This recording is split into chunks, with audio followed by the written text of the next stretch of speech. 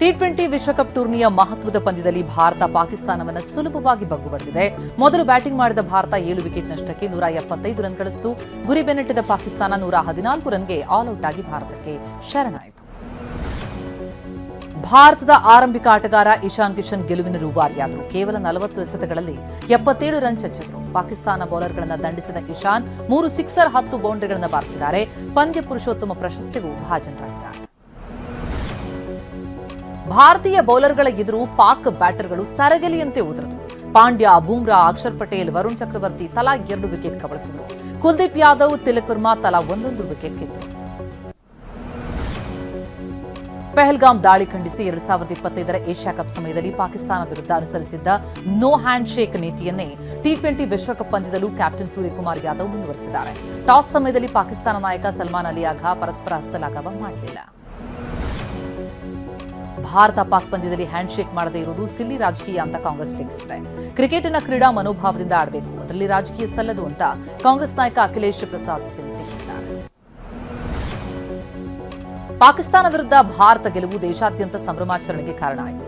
Cricket ಅಭಿಮಾನಿಗಳು ನವದೆಹಲಿ, ಮುಂಬೈ, ಉತ್ತರ ಪ್ರದೇಶ, ಗುಜರಾತ್, ಭೋಪಾಲ್ ಸೇರಿದಂತೆ ಪ್ರಮುಖ ನಗರಗಳಲ್ಲಿ ಜೈಕಾರ ಹಾಕಿ ಖುಷಿಪಟ್ಟಿದ್ದಾರೆ. ಪಾಕಿಸ್ತಾನದ ವಿರುದ್ಧ ಟೀಂ ಇಂಡಿಯಾ ಗೆಲುವಿಗೆ ಕ್ರಿಕೆಟ್ ಅಭಿಮಾನಿಗಳು ಕುಣಿದು ಕುಪ್ಪಳಿಸಿದ್ದು ಬೆಂಗಳೂರು, ಮೈಸೂರು, ಹುಬ್ಬಳ್ಳಿ, ಗದಗ, ಬೆಳಗಾವಿ ಸೇರಿದಂತೆ ರಾಜ್ಯದೆಲ್ಲೆಡೆ ಪಟಾಕಿ ಸಿಡಿಸಿ ಸಿಹಿ ಹಂಚಿ ಹರ್ಷ ವ್ಯಕ್ತಪಡಿಸಿದ್ದಾರೆ. ಪಾಕಿಸ್ತಾನ ವಿರುದ್ಧ ಭಾರತ ತಂಡ ಭರ್ಜರಿ ಜಯ ಸಾಧಿಸಿದ್ದಕ್ಕೆ ಭಾರತದ ಮಾಜಿ ಆಲ್ರೌಂಡರ್ ಇರ್ಫಾನ್ ಪಠಾಣ್ ಸಖತ್ ಡ್ಯಾನ್ಸ್ ಮಾಡಿದ್ದಾರೆ.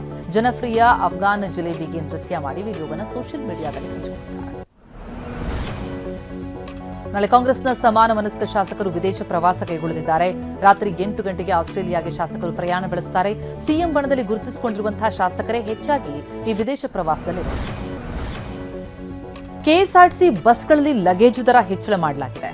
ಲಗೇಜ್ ದರ 15% ಹೆಚ್ಚಳ ಆಗಿದೆ. 30 ಕೆಜಿವರೆಗೂ ಉಚಿತವಿದ್ದು ನಂತರ ಹೆಚ್ಚುವರಿ ತೂಕಕ್ಕೆ ದರ ಅನ್ವಯಿಸುತ್ತೆ ಅಂತ ಕೆಎಸ್ಆರ್ಟಿಸಿ ತಿಳಿಸಿದೆ. ಗಂಗಾವತಿಯಲ್ಲಿ ವಿದೇಶಿ ಮಹಿಳೆಯ ಮೇಲೆ ಅತ್ಯಾಚಾರ, ಯುವಕನ ಕೊಲೆ ಪ್ರಕರಣದ ದೋಷಿಗಳಿಗೆ ಇವತ್ತು ಶಿಕ್ಷೆ ಪ್ರಮಾಣ ಪ್ರಕಟ ಆಗುತ್ತೆ. ಗಂಗಾವತಿ ಜಿಲ್ಲಾ ಹೆಚ್ಚುವರಿ ಜಿಲ್ಲಾ ಮತ್ತು ಸತ್ರ ನ್ಯಾಯಾಲಯ ಶಿಕ್ಷೆಯನ್ನ ಪ್ರಕಟಿಸಲಿದೆ. ಚಿತ್ರದುರ್ಗ ಜಿಲ್ಲೆಯ ಚಳ್ಳಕೆರೆಯಲ್ಲಿ ಕರಡಿ ಉಪಟಳ ಶುರುವಾಗಿದ್ದು ನನ್ನಿವಾಳ ಗ್ರಾಮಕ್ಕೆ ಹೊಂದಿರುವ ಗುಡ್ಡದಲ್ಲಿ ಪ್ರತ್ಯಕ್ಷ ಆಗಿದೆ. ಮಾಹಿತಿ ಕೊಟ್ಟರೂ ಕರಡಿ ಸೆರೆ ಹಿಡಿದಿಲ್ಲ ಅಂತ ಅರಣ್ಯ ಇಲಾಖಾ ಅಧಿಕಾರಿಗಳ ನಿರ್ಲಕ್ಷ್ಯಕ್ಕೆ ಸ್ಥಳೀಯರು ಕಿಡಿಕಾರಿದ್ದಾರೆ. ಮಹಾಶಿವರಾತ್ರಿಯ ಜಾಗರಣೆ ಮುಕ್ತಾಯವಾದ ಹಿನ್ನೆಲೆಯಲ್ಲಿ ಬೆಂಗಳೂರಿನ ವಿವಿಧ ಶಿವನ ದೇವಾಲಯಗಳಲ್ಲಿ ವಿಶೇಷವಾದಂತಹ ಪೂಜೆ ನೆರವೇರ್ತಾ ಇದೆ. ಉಪವಾಸ ಜಾಗರಣೆ ಮುಗಿಸಿ ಭಕ್ತರು ಗವಿಪುರದಲ್ಲಿರುವ ಗಂಗಾಧರೇಶ್ವರ ಸ್ವಾಮಿ ದರ್ಶನವನ್ನು ಪಡೆತಾ ಇದ್ದಾರೆ. ತಮಿಳುನಾಡಿನ ಕೊಯಮತ್ತೂರಿನಲ್ಲಿ ಇಶಾ ಫೌಂಡೇಶನ್ನ ಸದ್ಗುರು ಜಗ್ಗಿ ವಾಸುದೇವ್ ನೇತೃತ್ವದಲ್ಲಿ ಮಹಾಶಿವರಾತ್ರಿ ಉತ್ಸವ ನಡೆಯಿತು. ರಕ್ಷಣಾ ಸಚಿವ ರಾಜನಾಥ್ ಸಿಂಗ್, ಮಹಾರಾಷ್ಟ್ರ ಸಿಎಂ ದೇವೇಂದ್ರ ಫಡ್ನವೀಸ್, ಅವರ ಪತ್ನಿ ಅಮೃತಾ ಫಡ್ನವೀಸ್ ಸೇರಿ ಗಣ್ಯರು ಪಾಲ್ಗೊಂಡಿದ್ದರು. ಮಹಾಶಿವರಾತ್ರಿ ಸಂದರ್ಭದಲ್ಲಿ ಒಡಿಶಾದ ಭುವನೇಶ್ವರದ ಶ್ರೀ ಲಿಂಗರಾಜ ದೇಗುಲದ ಕಳಸದ ಮೇಲೆ ಮಹಾದೀಪವನ್ನು ಬೆಳಗಿಸಲಾಯಿತು. ಈ ಮಹಾದೀಪವನ್ನು ಎತ್ತಿದ ನಂತರ ಭಕ್ತರು ತಮ್ಮ ಉಪವಾಸವನ್ನು ಕೈಬಿಟ್ಟರು. ವಿಜಯಪುರ ನಗರದಲ್ಲಿ ಶಿವರಾತ್ರಿ ಜಾಗರಣೆಗೆ ತೆರಳಿದ್ದವರ ಮನೆಯಲ್ಲಿ ಕಳ್ಳತನ ಆಗಿದೆ. ಶಾರದಾ ನಗರದಲ್ಲಿ ನಡೆದಿರುವಂತಹ ಸೋಮಶೇಖರ್ ಗಣಿಗೆಂಬುವರ ಮನೆಯಲ್ಲಿ ಕಳ್ಳರು ನಗನಾಣ್ಯ ದೋಚಿದ್ದಾರೆ. 40,000 ಹಣ, 154 ಗ್ರಾಂ ಚಿನ್ನ, 270 ಗ್ರಾಂ ಬೆಳ್ಳಿ ಕಳವಾಗಿದೆ. ಸ್ಯಾಂಡಲ್ವುಡ್ನ ಚಾಲೆಂಜಿಂಗ್ ಸ್ಟಾರ್ ದರ್ಶನ್ಗೆ 49ನೇ ಹುಟ್ಟುಹಬ್ಬದ ಸಂಭ್ರಮ. ಚಿತ್ರದುರ್ಗದ ರೇಣುಕಾಸ್ವಾಮಿ ಕೊಲೆ ಪ್ರಕರಣದಲ್ಲಿ ಜೈಲು ಪಾಲಾಗಿರುವ ದರ್ಶನ್ ಅವರನ್ನ ಪತ್ನಿ ವಿಜಯಲಕ್ಷ್ಮಿ, ಪುತ್ರ ಹಾಗೂ ಸಹೋದರ ಭೇಟಿ ಮಾಡಿ ಶುಭಾಶಯ ಕೋರುವಂತಹ ನಿರೀಕ್ಷೆ ಇದೆ. 49ನೇ ಹುಟ್ಟುಹಬ್ಬ ಆಚರಿಸಿಕೊಳ್ತಾ ಇರುವಂತಹ ದರ್ಶನ್ಗೆ ಪತ್ನಿ ವಿಜಯಲಕ್ಷ್ಮಿ ಸೋಷಿಯಲ್ ಮೀಡಿಯಾ ಮೂಲಕ ಶುಭ ಹಾರೈಸಿದ್ದಾರೆ. ದರ್ಶನ್ ಕೇಕ್ ಕಟ್ ಮಾಡೋ ಹಳೆ ಫೋಟೋವನ್ನು ಹಂಚಿಕೊಂಡಿದ್ದಾರೆ. ಗೆಳತಿ ನಟಿ ರಕ್ಷಿತಾ ಕೂಡ ಚಾಲೆಂಜಿಂಗ್ ಸ್ಟಾರ್ಗೆ ಶುಭ ಹಾರೈಸಿದ್ದಾರೆ.